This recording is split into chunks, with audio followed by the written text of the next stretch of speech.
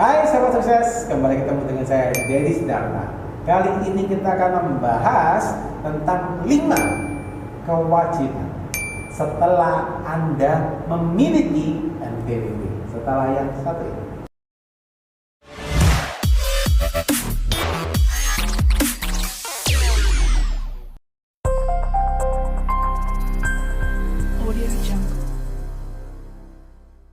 Nah, buat teman-teman yang baru punya NPWP, seringkali teman-teman bingung ya, karena saya sering dapat DM pertanyaannya sama ya.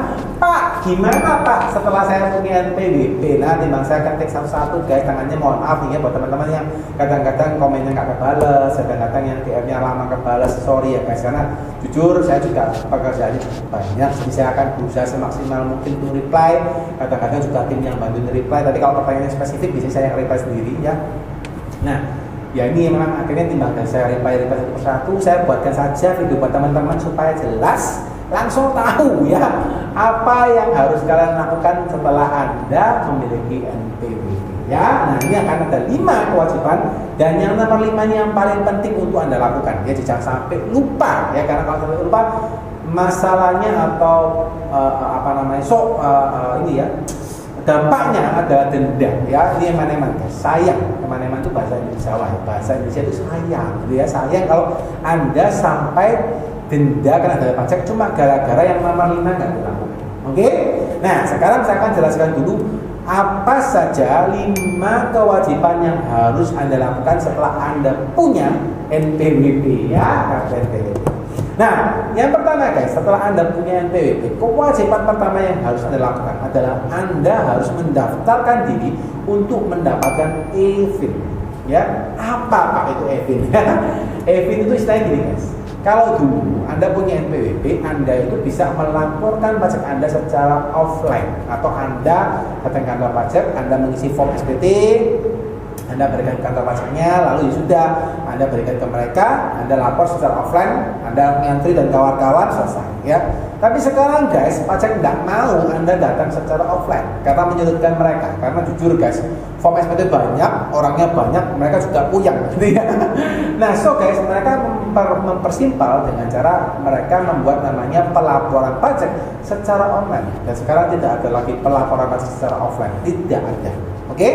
Maka kalau Anda melaporkan pajak secara online, mereka butuh namanya kartu identitas, yaitu namanya nomor e-fin ya, Electronic Filing Identification Number, yaitu artinya e-fin ya, Electronic Filing Identification Number. Jadi ini nomor untuk mengidentifikasikan Anda sebagai pelapor online, pelapor pajak online. Ya, nah, so ketika Anda mendapatkan nomor e-fin, Anda nantinya akan bisa membayar pajak ataupun melapor pajak secara online. Oke, jadi sekarang membayar pajak pun juga secara online. Anda bisa transfer, Anda bisa via pos dan kawan-kawan, tapi harus secara online. Tidak lagi Anda membayar ke orang pajak, tidak ada ya. Anda bisa membayar ke bank bisa, tapi tidak bisa membayar ke orang pajak, tidak akan ada ya. Bayarnya selalu ke bank atau ke transfer dan kawan-kawan ya. Kewajiban Anda setelah Anda memiliki NPWP, Anda harus mendaftarkan diri Anda untuk mendapatkan e-fin. Itu kewajiban yang pertama. Nah, kewajiban yang kedua, setelah Anda mendapatkan e-fin, maka yang kedua Anda harus apa? Harus mencatat seluruh pendapatan yang Anda miliki setiap bulan ataupun biaya yang Anda keluarkan setiap bulan. Ya, dari 1 bulan Anda catat, maka Anda harus rekap, ketemunya 1 tahun. Ya. Sebagai informasi buat Anda bahwa laporan pajak itu selalu setahunan ya, selalu biasanya terkait dengan tahun Januari sampai Desember biasanya, meskipun ada yang kalau PT-PT tertentu mereka lapornya misalnya dari Juli ke Juni juga ada ya, tergantung pembukaannya mereka, tapi rata-rata atau mayoritas biasanya mulai Januari sampai Desember ya.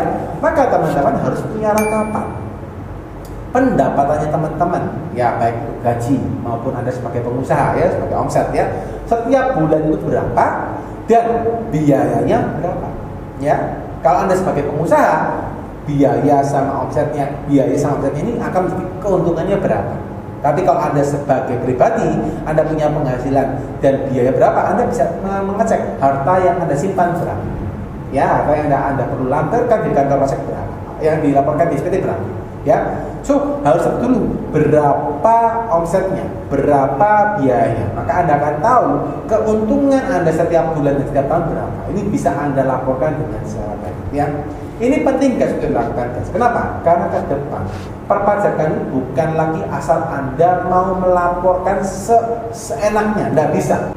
Pajak harus melaporkan sesuai dengan data yang ada, dan mereka akan menanyakan berapa sih sebenarnya, dan Anda harus menunjukkan ini loh yang sebenarnya saya. Jadi kalau ke depan untuk perpajakan harus punya data yang jelas. Kalau datanya tidak jelas akan menjadi masalah buat Anda. Ya, itu kewajiban yang kedua. Nah, kewajiban yang ketiga, nah ini juga penting guys, adalah apa? Mencatat penambahan aset yang dimiliki tiap tahunnya. Ya. Kalau untuk Anda sebagai perusahaan gampang ya, untuk pribadi yang jarang-jarang sering-sering kelupaan ya, sering-sering kelupaan. Pak, saya punya tabungan Pak atas nama istri, lupa data ya. Pak, saya punya sepeda motor baru Pak, lupa data ya. Pak, saya punya tabungan di celengan Pak, kalau di celengan ya, lupa data. Itu sering kali guys ya.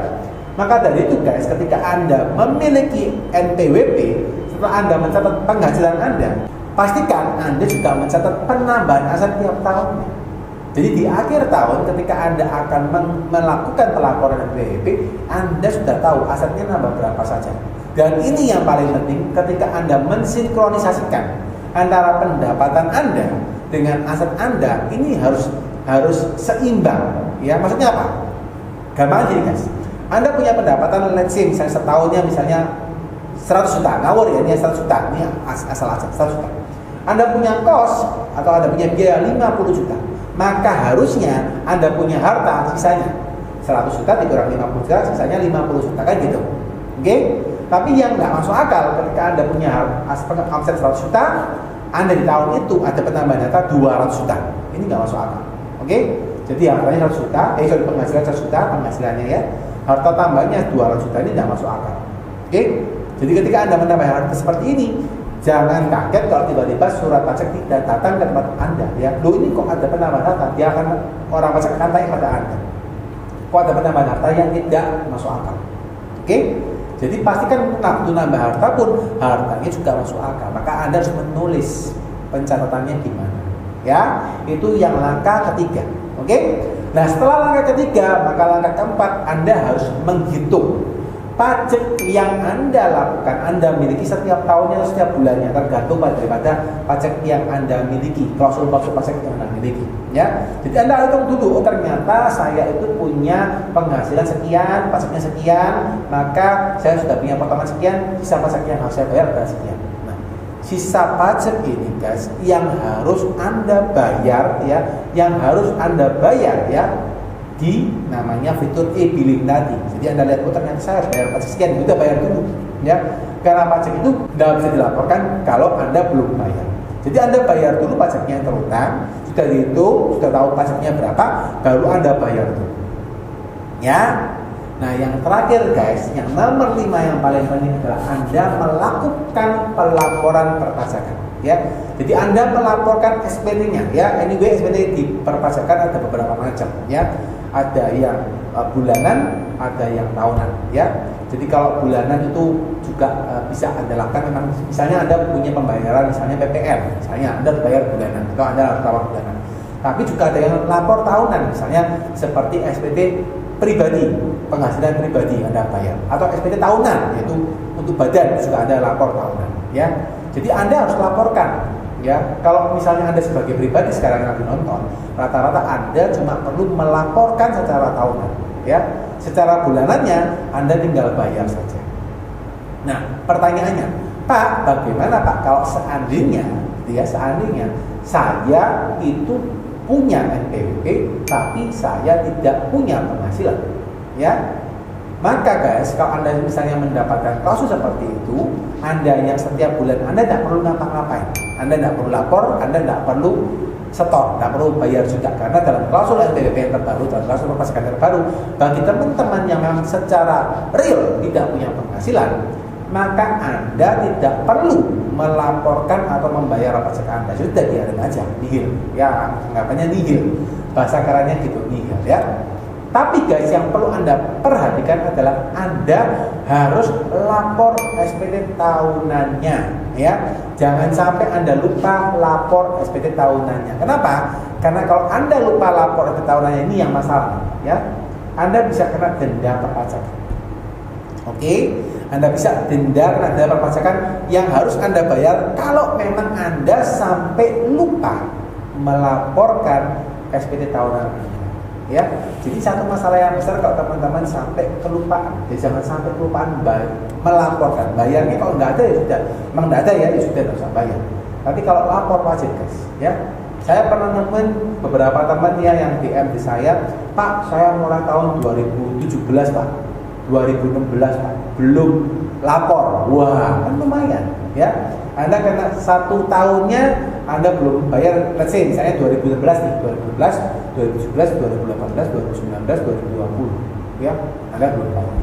Ya, dalam pajak 5 tahun, Mas. Di 5 tahun Anda belum bayar pajak, ya sudah, Anda dikenakan dari berapa tahun itu dikalikan dengan denda perpajakan yang harus Anda bayar. Ya, jadi ini penting. Ketika Anda punya NPWP, jangan sampai Anda lupa untuk melaporkan dan membayar. Oke, sekian buat teman-teman. Semoga penjelasan saya cukup jelas ya buat teman-teman. Kalau yang belum jelas silakan komen ya di kolom komen. Nanti teman-teman bertanya, saya akan reply komen atau saya akan buatkan konten baru untuk menjawab pertanyaan Anda. Dan buat teman-teman yang suka dengan konten ini, yang merasa konten ini bermanfaat, silakan di like dan di share supaya konten ini bisa menjadi berkat juga bagi banyak orang. Ya. Oke guys, selalu sehat, happy dan semangat terus dan diberkati untuk Anda yang menonton konten ini. Ya. Bye bye.